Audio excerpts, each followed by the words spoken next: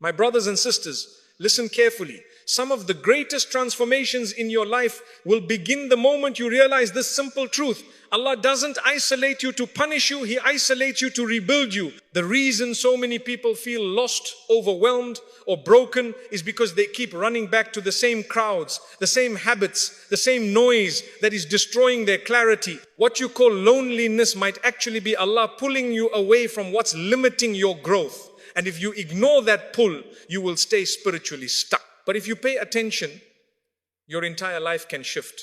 When Allah wants to elevate you, He separates you. This is something most people don't like hearing, but it's the truth. When Allah wants to guide your heart, strengthen your mind, or purify your soul, He removes the noise around you. He distances you from certain friendships, relationships, circles, and environments. Not because He wants you to suffer, but because He knows you will never grow while you're surrounded by the wrong influences or drowning in constant distraction. Look at the lives of the prophets.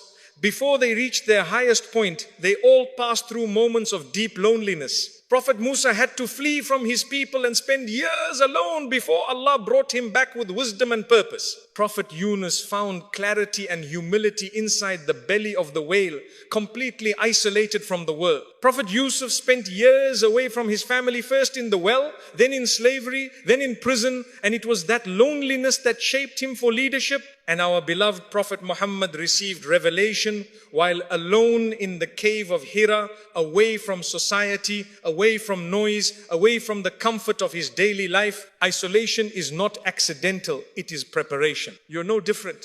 You also need moments where Allah removes the world from your ears so that you can hear your soul again. When you're constantly surrounded by people telling you what to do, who to be, how to live, how to think, you lose touch with who you actually are. You begin to live for approval, attention, and validation. And that destroys your connection with Allah faster than anything else. Sometimes the greatest mercy Allah gives you is silence, a pause, a distance, a moment where you're forced to sit with yourself and ask, where am I going? Who am I becoming? And where is Allah in my life? But what happens to most people? They panic. The moment friends stop calling, they feel rejected. The moment people pull away, they feel abandoned. The moment life slows down, they feel something is wrong. Yet the opposite might be true. Everything might finally be right. Because the loneliness you're feeling is not a punishment. It is Allah saying, you've relied too much on people, come back to me. Being surrounded is easy. Being alone takes courage. It requires emotional strength to sit with your own heart without distraction, to face your habits, your flaws, your wounds, your mistakes. Many people avoid solitude because they don't want to confront these truths. They would rather stay lost in company than found in silence. They would rather stay distracted than healed. But you cannot build a strong relationship with Allah until you disconnect from the world long enough to hear Him. When you're constantly running to people, you stop running to your Creator. You chase attention more than you chase guidance. You look for comfort in humans while ignoring the one who controls your destiny. This is why Allah separates you, not to break you, but to build you. Not to make you lonely, but to make you spiritually awake. You're not being pushed away from people, you're being pulled toward Allah. And yes, it feels uncomfortable at first. You may wonder, why is no one understanding me? Why do I feel different? Why do I suddenly feel disconnected from people I used to enjoy being around? Because you're outgrowing them. Allah is shifting your environment so your heart can shift with it. Your soul knows when a season of your life has ended, even before your mind accepts it. Sometimes people are removed from your life because their presence is delaying your growth.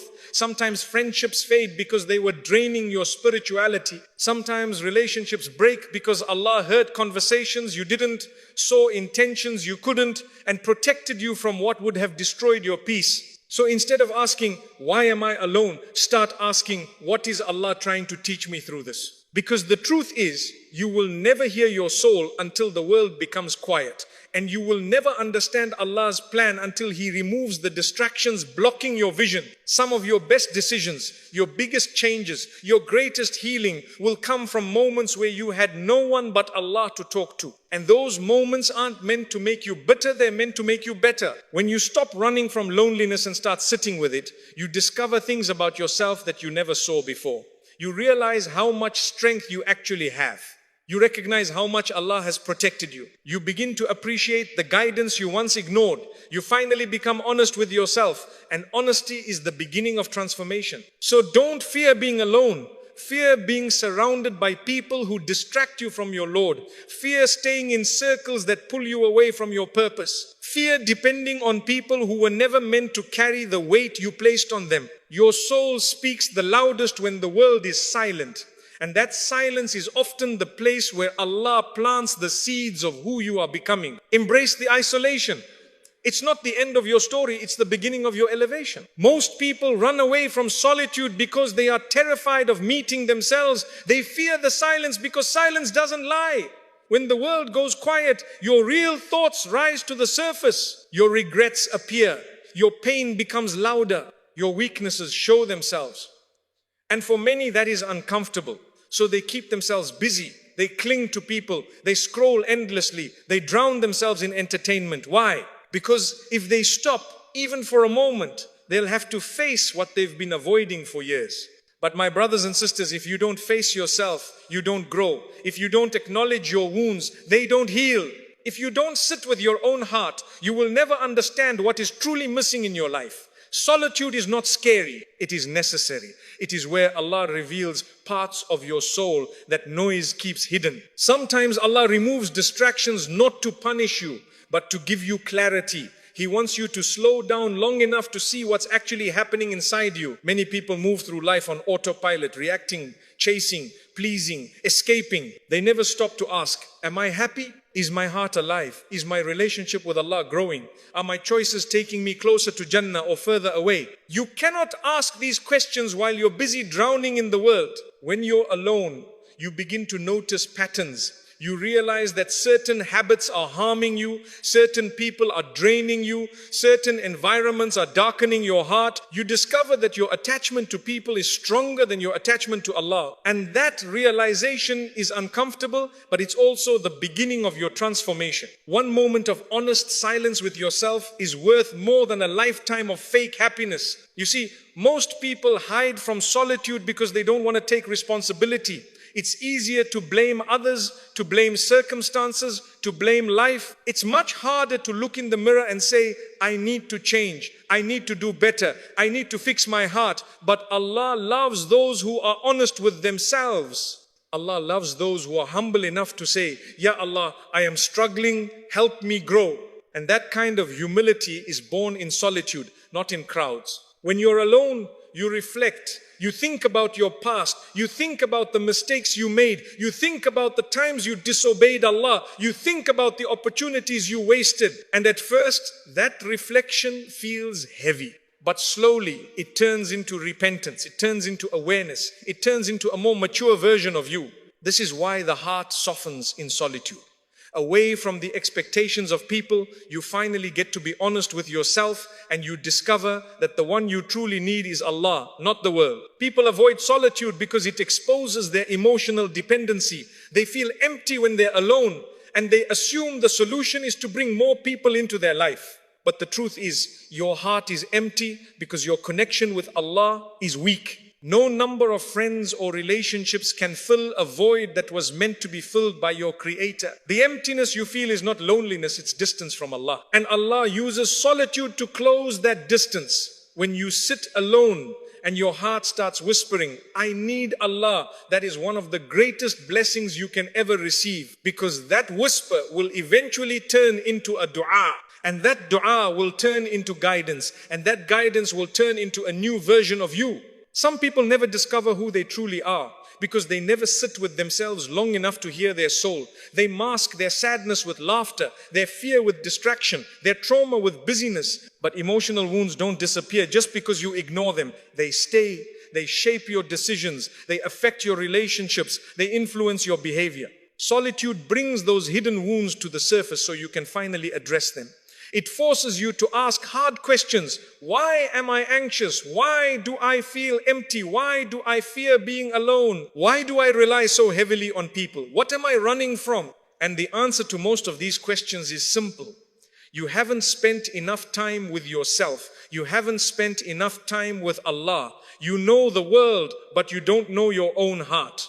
When you stop running from solitude and start embracing it, something powerful happens. You begin to understand your emotions better. You begin to see your triggers, your needs, your weaknesses. You become more self-aware. And self-awareness leads to self-improvement. You can't fix what you don't understand. Solitude builds emotional strength. It teaches you that you can survive without constant attention. It teaches you that you are capable of thinking deeply. It teaches you that you can rely on Allah even when there's no one beside you. And that independence, emotional, spiritual, mental, is what elevates your character. You become calmer.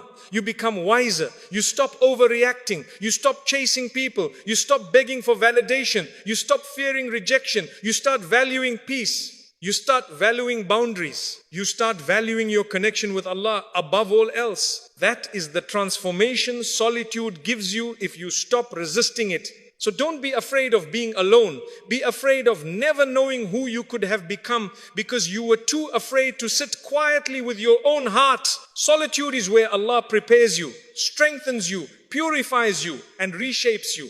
It is not the end of your journey. It's the beginning of the real one. When Allah removes someone from your life, don't chase them. Don't cling to what Allah is gently pulling you away from. Don't hold on to people whom Allah Himself is detaching you from. Because when Allah takes someone out of your life, there is always wisdom behind it, even if you don't see it immediately. Most people struggle with this because they believe that losing someone means they've lost something essential. They think their happiness, their confidence, their stability, or their peace was tied to that person. But the truth is, if someone was truly meant for your journey, Allah would never allow circumstances to separate you.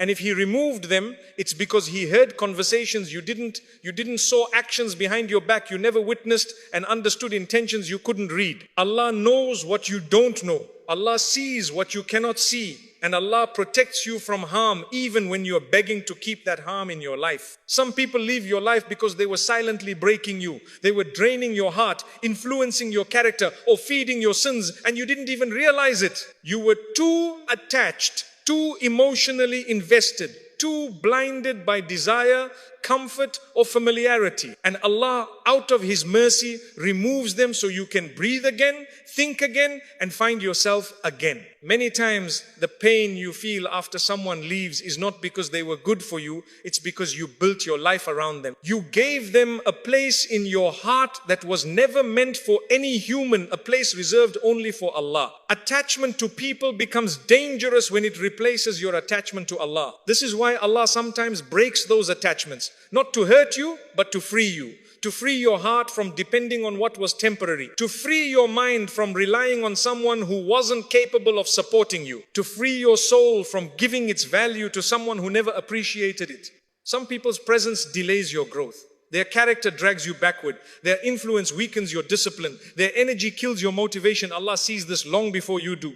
And when He removes them, you feel pain only because you were holding on too tightly